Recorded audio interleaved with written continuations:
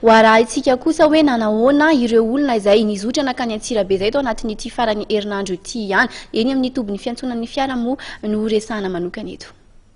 Somary nalaina ireo mpitsangatsangana nakany Antsirabe, tanàna filanonana sy fialamboly isan-taona rehefa vanim-potoana toy izao, araka ny filazan'ireo kooperativa mpitaterana mitoby ety Anosizato any amin'ny fasankarana.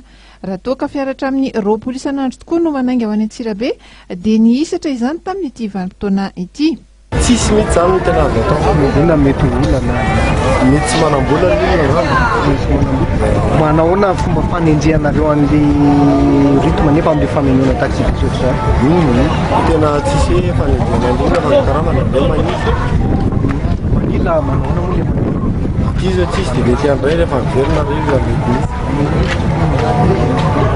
Ela ihany zany zao vao mahafiana ela. Efa tsy maraina zao koa tsisy. Nandeha natao 4 hatramin'ny 7 arivo ariary aza ny saran-dalana raha toa ka 7 arivo ariary zany teo aloha amin'ny vanim-potoana toy izao hatrany dia mbola tsy nahasarika olona loatra ihany Antsirabe noho ny zava-misy araka ny fanazavana nomen'ireo mpitatitra. Androany ohatra dia voatery niandry adiny 12 mahery ireo mpitatitra vao nanainga ny andiany voalohany amin'ny fiara makany Antsirabe io.